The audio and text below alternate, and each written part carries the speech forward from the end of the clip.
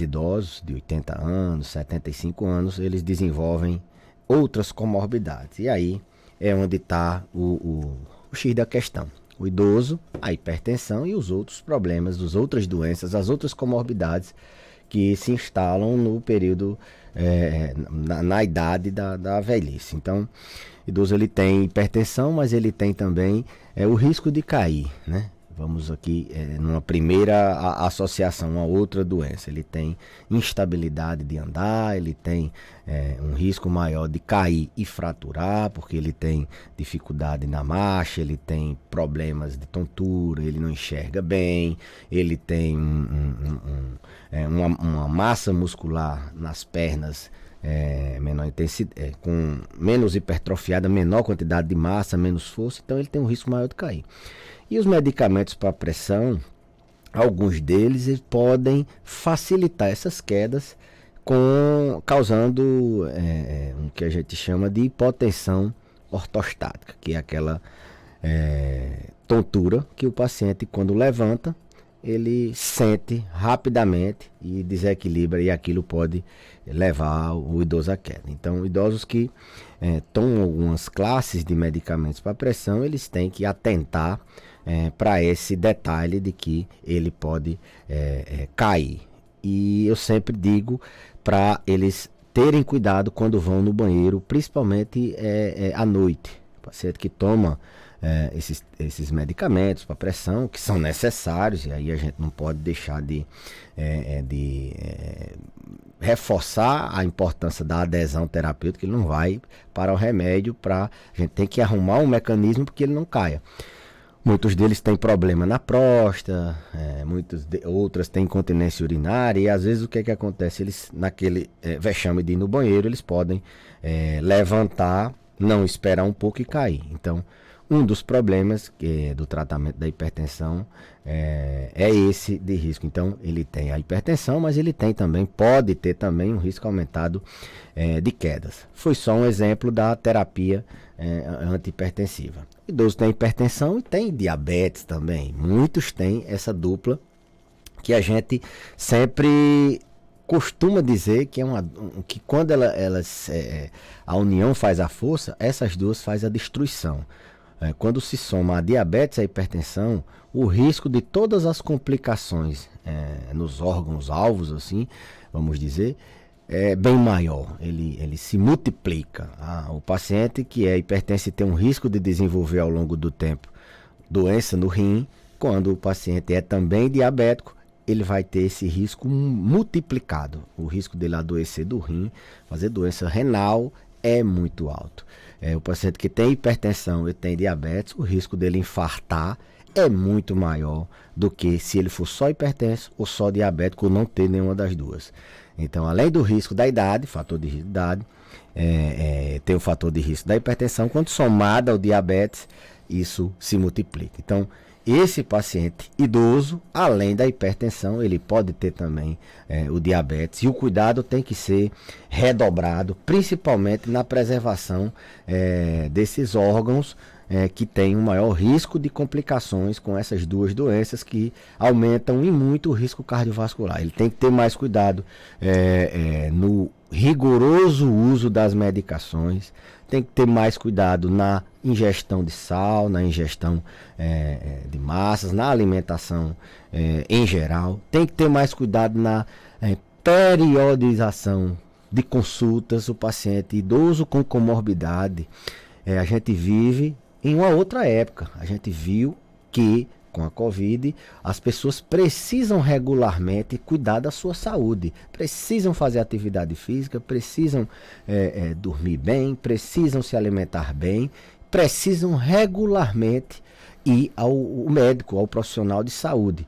Então, quem tem hipertensão e quem tem diabetes, não é tomar o remédio e quando adoecer, não. Quando adoecer, a situação já deve estar mais difícil de recuperar. E a gente viu que as pessoas estão vivendo muito mais.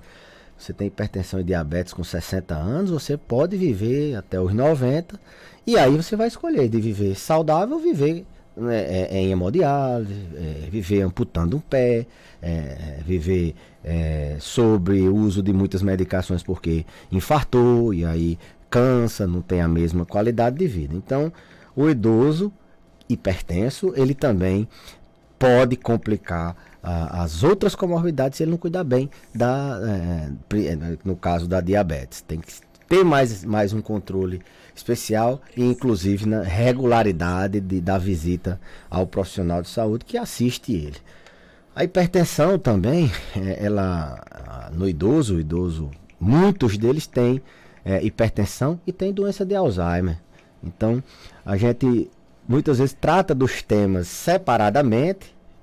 O paciente é portador de demência de Alzheimer, mas ele era hipertenso e ele continua hipertenso. E aí há um diferencial que o paciente não vai saber tomar as medicações, ele não vai seguir, vai depender de outras pessoas que levem esse medicamento, que dê essa assistência na alimentação e que possa identificar quando ele precise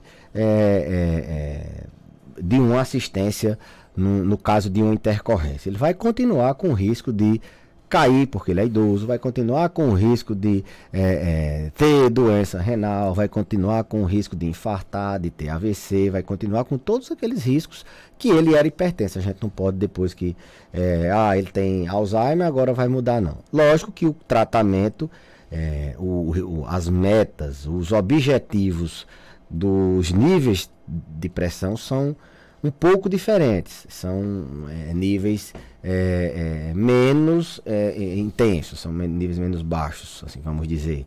Mas o paciente não deixa de ter a hipertensão. Então essa associação de comorbidade Alzheimer e hipertensão existe com muita frequência.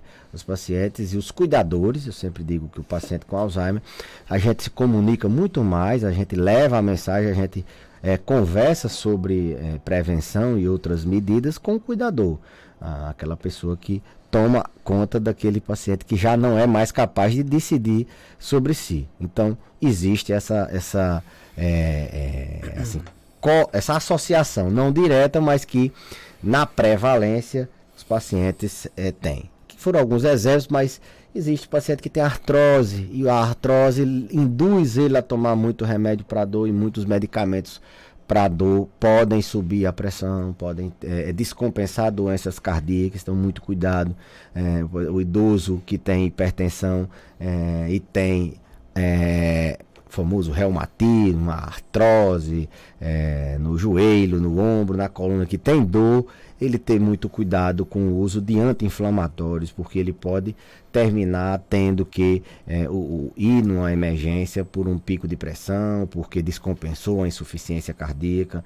Então, ele não deixa de ser hipertenso quando ele descobre ou quando ele tem uma crise de artrose. A gente não pode jamais esquecer que essa multimorbidade, um paciente que é idoso, precisa ser levada assim, de uma forma a pensar sempre no paciente, não só na doença. A gente não pode esquecer que ele tem outras doenças porque ele é um paciente multimórbido. E aí, Marcos, não é só duas, às vezes a gente pega o paciente que tem hipertensão, mas também tem diabetes, artrose, está demenciado, está caindo, está sob o risco de desnutrição, e a gente tem que fazer esse apanhado e poder gerenciar da melhor forma possível, que é um dos grandes papéis da geriatria, do médico geriatra, gerenciar essas multimorbidades no mesmo paciente. Tem uma pergunta aqui do nosso ouvinte, Ana Cláudia. Dr. Belísio, o senhor pode nos informar literatura para melhor cuidarmos de nossos pais com Alzheimer? Sei que amor e paciência são fundamentais, mas uma leitura sempre ajuda. E aí? É cada vez mais necessário a educação em saúde. Isso aqui que a gente faz, Marcos, é educação em saúde. E hoje, com o acesso da internet, as pessoas têm acesso a muita educação. Não é fácil, a muita educação. Não é fácil cuidar de uma doença que toda hora ela apresenta uma novidade. A demência com Alzheimer, o paciente sempre tem uma novidade. Quem não está preparado pode ter mais dificuldade. Com certeza, o amor é a mola mestra para poder cuidar, né? O filho que leva o pai para consulta, o filho que cuida do pai ali ao lado, não é só lá, não sei da onde, querer dar pitaco, não é só dizer, precisa fazer isso, precisa fazer aquilo, não.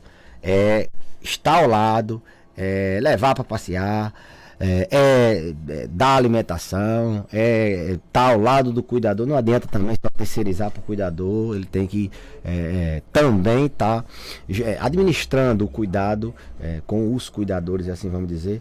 Amor, paciência são molas mestres, mas precisa de algo mais, que é a educação. E aí, respondendo a pergunta dela, existem alguns canais,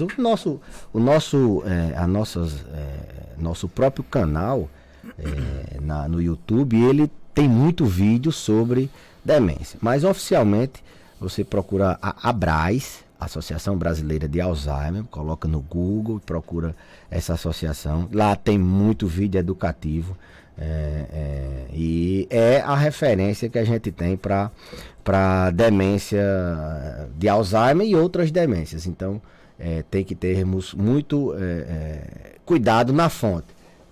Meu irmão, esse site, assim, existem muitos, mas para a gente poder direcionar a ABRAS, né, a Associação Brasileira de Alzheimer. Tem perguntas aqui no nosso WhatsApp, né? 99205-3030. Vamos ouvir. Bom dia, Marcos Dantas. Bom dia, doutor Belísio. Eu gostaria de fazer uma pergunta ao doutor Belísio, porque eu estou sentindo muita dormência nas mãos. Eu fiz meu exame de colesterol, deu 230, só que eu estou tomando remédio. Mas eu antes não sentia uma dormência nas mãos e dá aquela dor, vem aquela dor descendo das mãos, até assim mais ou menos o cotovelo. Uma dormência grande, domingo eu não conseguia nem pegar no celular.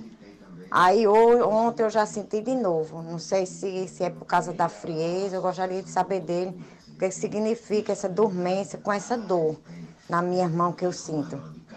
E assim na parte do braço. E ele, doutor Belísio? Dificilmente uma taxa alta nesses níveis, o colesterol, causa essa dormência. As pessoas associam muito, né? Dormência nas mãos, tontura com taxa alta. Deve ser as taxas. Talvez a última possibilidade que a gente vá pensar nesse caso. São sintomas pouco específicos. Dormência nas mãos pode ser desde uma ansiedade a uma doença reumatológica, a uma doença infecciosa, uma infecção que esteja aparecendo, a uma doença osteoarticular, pode ser artrose, artrite, pode ser uma neuropatia, uma doença neurológica periférica. Então, é um sintoma pouco específico, mas eu posso dizer que nesses níveis de taxa é pouco provável que isso seja a causa do problema. Pode até ser mais de uma causa nesse caso. A gente não sabe a condição, se é uma paciente hipertensa, se é obesa, se é sedentária, se ela tem alguma doença osteoarticular, alguma artrose, alguma Ler-Dort. Então, é pouco provável que seja as taxas. Isso é mito de que dormência é causada por taxa de colesterol alto. É muito mais causada por taxa alta de diabetes, mas de colesterol é pouco provável. Tem mais perguntas chegando, bom dia. Bom dia, Marcos Dantas. Eu queria fazer uma pergunta ao doutor Belísio. Eu queria saber dele o que quer dizer no exame de urina, quando na hemoglobina vem presente e vem com 4 cruzinhas. O que quer dizer isso? E ele, doutor Belísio? Hematúria é perda de sangue na urina, microscópica, né? O paciente não viu no exame de urina 4 cruzes de hemoglobina. Isso pode ser um leque de doenças, pode ser um leque de fatores, pode ser um cálculo que a pessoa tenha, cálculo renal causa muita hemoglobina na urina, pode ser uma doença no rim, alguma doença mais assim, específica do rim, uma glomerulopatia, alguma coisa causada a longo prazo. Pode ser uma infecção, também causar uma hematúria microscópica. Pode ser um medicamento para os pacientes que necessitam tomar antiagregante AS, o clopidogrel, ou varfarina, ou algum anticoagulante. Eles podem ter microsangramentos no rim. Os mais comuns são esses: cálculo renal, que às vezes a pessoa nem sabe, são microcálculos, uma infecção urinária, uma doença específica do rim ou alguma alteração na coagulação causada por medicamento. Eu sempre oriento até na universidade que hematúria é uma coisa que deve ser sempre pesquisada até encontrar a causa. Então, recomendo que ela procure o médico, o nefrologista ou o médico da família, o clínico, para poder começar, o médico que pediu o exame, na verdade, para começar uma investigação, que isso tem que ser elucidado. Doutor Belísio, me tira uma dúvida. Uma pessoa pode infartar sem ter veia entupida? Rapaz, é difícil, porque o infarto ele é exatamente a oclusão total de uma artéria, né, de uma coronária. Então, a característica do infarto, o conceito de infartar é exatamente esse, de oclusão total. O que acontece, o que pode acontecer são o que a gente chama de isquemia. Um abraço para Cláudio Bela aí, meu irmão. Veio trocar aqui o homem do Shark. Né? O homem do Shark? O homem do Shark. Vende ele vende Shark? Vende carne de Shark. Tá Cláudio Bela. Veio pegar meu carro para ir fazer uma entrega na Paraíba. Bom, então o que acontece, o que pode acontecer é uma estenose, e ali você ter ser sugestivo de infarto. Ele tem características eletrocardiográficas, ele tem sintomas de infarto, e na verdade é uma isquemia, não é transitória, mas que ela reverte naturalmente, né? Então, o conceito de infarto é uma oclusão. Para ser infarto tem que ter artéria ocluída. Agora, pode simular um infarto. Um paciente que faz uma estenose, o estenose é o quê? Meio que uma contração, mas abre de novo a artéria. Doutor Belísio, angina de Prinzmetal é o tipo dessa angina reversível. Ouvindo pergunta, a partir de qual idade deve-se ir ao geriatra? Marcos, isso eu tenho assim, contestado bastante na Covid. A gente evoluiu nisso, de que idade é só um ponto de corte, eu diria, jurídico. Para a pessoa ser considerado idoso, ele tem que ter 60 anos. Mas a gente sabe que o que mais importa é a idade biológica, não é a cronológica, é a funcionalidade do indivíduo. O paciente pode ter uma idade biológica de 70, 80 anos, mesmo tendo 50, por exemplo. Hoje eu vi Milton Filho falando a questão do renal crônico, que tem muitas comorbidades, ele pleiteando uma vacina. E é muito verdade. O paciente que faz hemodiálise, ele geralmente tem hipertensão, tem diabetes, ele tem muitas comorbidades. Mesmo sendo jovem, 50, 40 anos, ele tem uma idade biológica de 70, 80. Não existe uma idade. A gente tenta orientar o paciente a partir dos 50, ele preparar a sua velhice. A gente sabe que hoje envelhecer com saúde não é uma questão mais de acaso, de decisão divina, é uma opção. Você quer envelhecer com saúde, você começa a se preparar para o envelhecimento saudável desde antes. Assim como você faz uma previdência, você acumula capital em saúde com 30, 40, 50 anos, para você poder chegar na velhice e aproveitar a velhice com saúde. Então, uma idade média, precisa ir uma consulta, não é para você fazer o acompanhamento, que é o que os idosos geralmente procuram a geriatria, para ficar sendo acompanhado periodicamente. Mas aos 50 anos é uma idade boa, E às 60 é mandatório você ter que fazer essa visita, não só para fazer o check-up do coração ou o check-up das taxas, mas avaliar a memória, avaliar o risco de queda, avaliar os medicamentos, organizar, planejar o envelhecimento saudável, qual a atividade física, qual a melhor forma de eu prevenir uma demência, um Alzheimer, será que eu não tenho algum transtorno do humor mascarado, alguma depressão, alguma coisa que esteja, será que meus hormônios estão em dia? Então, eu recomendo nessa fase. Isso é uma pergunta muito recorrente, haja vista que a geriatria é uma especialidade relativamente nova, que agora que a população está com um pulo de envelhecimento, as pessoas têm muito essa dúvida. Ok, doutor Belísio, volta na próxima terça-feira aqui no quadro Check-up no Rádio. Qual é a doença? Existe alguma doença relacionada a excesso de títulos que você ganha no futebol ou não? A vaidade, não? Rapaz, eu acho que eu estou assim desde a gente está procurando essa doença. Na verdade, eu pelo menos cansado de levantar troféus. A gente já está com problemas, doença no ombro de tanto levantar troféu. A gente vai dado, olha aí. Quem diria palmeirense dizer isso, né? Então assim, eu acho que eu vi uma entrevista na internet que parece que o Flamengo está ampliando a sala de troféus. Não cabe mais não. Não cabe mais não. Eu tive lá há uns 3 ou 4 anos atrás, já não cabia. Eu já não aguento mais tirar onda com os meus amigos no WhatsApp. Estavam perguntando se ia ter passeata, eu digo, rapaz, não tem que aguentar passeata não, porque a gente está em pandemia. Mas não tem que aguentar mais não, toda semana um troféu, toda... Já tá abusando de ser campeão. Demais. Eu já tô com abuso de ser campeão pelo Flamengo, sinceramente. Tá difícil. Mas de toda forma, Marcos Diante, meus parabéns por mais um título, aí você Flamengo. Obrigado, estamos de parabéns. Pena que eles não podem dizer com geral a mesma foi coisa. Desclassificado pelo Mirassol, lá do São Paulo. Palmeiras morre de medo de sol. Só gosta de jogar de noite. Palmeiras e São Paulo também, naquele.